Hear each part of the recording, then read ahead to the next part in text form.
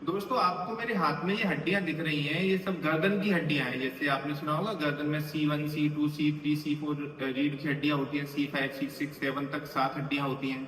तो आज की इस वीडियो में आपको बताने वाला हूँ कि गर्दन की रीढ़ की हड्डियां कैसी होती हैं। ये सब असली हड्डियां हैं। ये हम मेडिकल कॉलेज में अपने स्टूडेंट्स को पढ़ाने के काम में लेते हैं, क्योंकि उनको मालूम होना चाहिए कौन सी हड्डी कैसी होती है, किस जगह कौन सी नस दबती है। साथ में आज आपको बताने वाला हूँ गर्दन के दर्द के बारे में। जैसे आपने सुना होगा कि गर्दन के अंदर C5 C6 नस दब गया, C6 C7 नस दब गया है ना। कभी कभी C4 C5 नस दब जाता है। तो वो क्या होता है, डिस्क बल्ज क्या होता है, सर्वाइकल स्पॉन्डिलाइटिस क्या होता है, तो ये पूरा डिटेल में जानकारी देने वाला हूँ। साथ में आपको बताऊंगा कि इसका इलाज कैसे करना चाहिए। तो मैं अब थोड़ा सा कैमरे को पास में लाके दिखाना चाहूंगा। तो देखो, आपको मेरे हाथ में हड्डियां दिख रही हैं, ये सब असली हड्डियां, ये सब गर्दन की रीढ़ की हड्डियां आप देख सक रहे हैं। ये पीछे का पार्ट है और ये जो है आपको आगे के पार्ट, इस टाइप से एक दूसरे के ऊपर रखी रहती हैं। अच्छा, ये और भी आपको हड्डियां दिखेंगी, ये सब असली हैं। जैसे ये नीचे आप देख रहे हैं, ये कमर की हड्डी है, L4 L5 वगैरह रहती है, ठीक है, ये सब। तो इनका जो है पॉइंट आता है कि ये जो है इनके बीच में नस कहाँ होती है। तो देखो, इनको जो है इसके बीच में आपको एक गैप दिख रहा होगा, ये इसके अंदर स्पाइनल कॉर्ड होता है, ठीक है। अब इनके स्पाइनल कॉर्ड पूरा सिर से स्टार्ट होकर के, जैसे आप इसमें देख रहे हैं ना, ये वाला मॉडल देखिए, इसमें ये स्पाइनल कॉर्ड दिख रहा है आपको, ये पूरा रीढ़ की हड्डियों के अंदर अंदर जा रहा है, ठीक है। तो अब इसमें ये तो सब नकली हड्डियां, ये असली है मेरे हाथ में जो है। तो अब इनके बीच में साइडों में गैप रहता है। तो देखो, आपको मैं दिखाना चाहूंगा, जैसे दो हड्डियां ले लेते हैं, ज्यादा पकड़ने में नहीं आ पा रही इसलिए। तो आप देखो, ये आप देख पा रहे हैं, तो इनके बीच में आपको ये गैप दिख रहा है। जैसे ये एक गैप ये वाला दिख रहा है, दूसरा गैप ये वाला दिख रहा है, ये गैप दिख रहा है आपको, इन्हीं को बोलते हैं न्यूरल फोरामिना। तो क्या होता है कि इनके बीच में स्पाइनल कॉर्ड थी। अब इस स्पाइनल कॉर्ड में से जगह जगह दो नस निकलती है, एक इस जगह से निकलती है, एक इस जगह से निकलती है, ठीक है। तो ये नस क्या होती है, इनको हम स्पाइनल नर्व बोलते हैं, ठीक है। तो ये स्पाइनल नर्व जो है, जैसे मान लो ऐसे करके रख देता हूँ, तो स्पाइनल नर्व क्या होगी, इस जगह से निकलेगी, एक इधर, जैसे इसमें देख पा रहे हैं आप, एक इधर ये निकली, दूसरी साइड में ये निकली, तो ये सब स्पाइनल नर्व है, ठीक है। तो सेम इसमें रियल बॉडी में भी निकलती है। अब ये स्पाइनल नर्व क्या करती है, गर्दन से निकल के हाथों में चले जाती है, ठीक है। तो हाथों में जब क्या है, जैसे कभी कभी ये नस दब जाती है, दर्द करती है, ठीक है। अब जैसे यहाँ आप देखेंगे, तो इसमें आपको दिखेगा, जैसे हमारा जैसे ये खोपड़ी होती है, ऊपर खोपड़ी के नीचे इस गर्दन की रीढ़ की हड्डियां, जैसे आप इसमें भी देख पा रहे होंगे, गर्दन की रीढ़ की हड्डियां चालू हो गई, 7 हड्डी गर्दन में होती है, ठीक है। तो अब इन दो हड्डियों के बीच में क्या होता है, एक डिस्क होती है, जैसे आपको छोटी छोटी डिस्क दिख रही होगी, एक हड्डी ऊपर एक नीचे, बीच में डिस्क दिख रही है आपको ये वाली। तो इसको बोलते हैं इंटरवर्टिब्रल डिस्क, ठीक है। तो कभी कभी क्या होता है, जब गर्दन पे हम ज्यादा लोड डाल देते हैं, या गर्दन पे ज्यादा गर्दन झुका के काम करते हैं, या कभी गिर गए, वजन रख दिया, झटका लग गया, ठीक है, या हमारी आदत होती है मोटा मोटा तकिया लगा के सोने की, तो कुछ भी होता है तो गड़बड़ करते हैं, तो ये डिस्क के ऊपर प्रेशर पड़ता है, तो ये बीच में जो डिस्क होती है ना, सॉरी, रीढ़ की हड्डी के ऊपर प्रेशर पड़ेगा, तो इस डिस्क को पीछे ढकेल देते हैं, डिस्क बल्ज हो जाती है, बाहर निकल आती है। बाहर निकल के आएगी, तो इसके पीछे जो नसें निकल रही हैं, ये राइट साइड की, ये लेफ्ट साइड की हैं, तो इन नसों को दबा देती है। तो इसको बोलते हैं नर्व कंप्रेशन। जैसे आपने सुना होगा कि C5 C6 नस दब गई, तो देखो क्या होता है, पहले नंबर की हड्डी को बोलते हैं C1, दूसरे को C2 C3 C4 C5 C6 C7 7 हड्डी है, ठीक है। अब मान लो 5वें नंबर की ये थी, 6वें नंबर की ये थी, तो C5 C6 के बीच में डिस्क जाएगी, तो उसको बोलेंगे C5 C6 नस दब गया। C6 C7 है ये वाली, ये दबेगी तो C6 C7 नस दब गई। C7 के नीचे एक नस और होती है C8, हड्डी नहीं होती है 8, बस नसा 8 होती है गर्दन में, ये C8 है।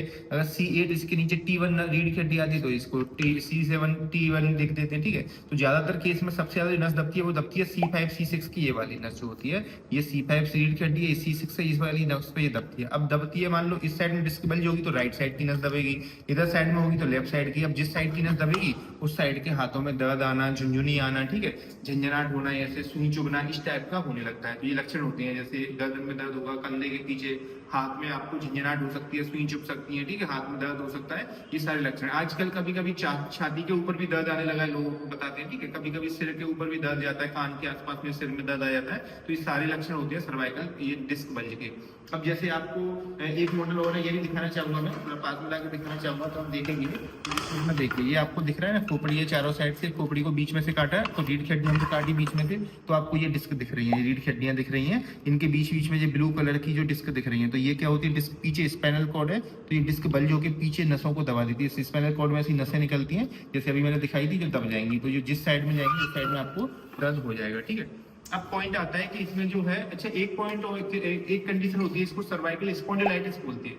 तो सर्वाइकल स्पॉन्डिलाइटिस क्या बोलते हैं, ये रीढ़ की हड्डियां होती है ना, इनके बीच में डीजनरेटिव चेंजेस आने लगते हैं। मतलब ये रीढ़ की हड्डी ऐसे समझ लो कि टूट फूट चालू हो जाती है इसमें, ठीक है। तो टूट फूट चालू होने की वजह से ऊपर की हड्डी नीचे की हड्डी आपस में कभी कभी चिपक जाती है, या ओवर ग्रोथ कर जाती है, ठीक है।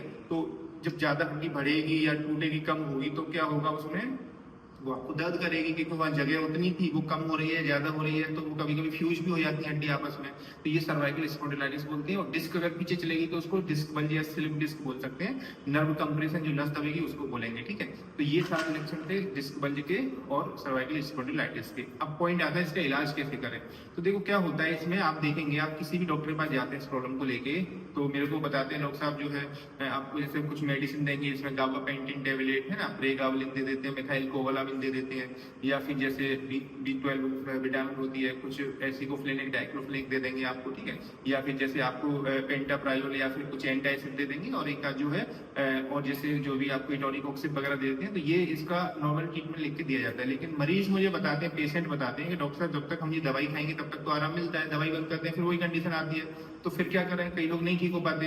तो देखो इसमें अब क्या रहता है कि मेरा कहना ऐसा होता है कि दवाइयाँ जो है काम करती है, लेकिन जो मेरा तरीका वो रहता है कि वो जो बीमारी की जड़ है उस पर काम करना चाहिए, यानी कि नस खुलना चाहिए, ठीक है। तो उसके हिसाब से जो है मैं बताता हूँ। लेकिन अभी क्या यहाँ बताऊंगा आपको, तो अब मेरे को नहीं मालूम आपकी कौन सी प्रॉब्लम, तो पहले आपकी प्रॉब्लम समझनी पड़ेगी मुझे।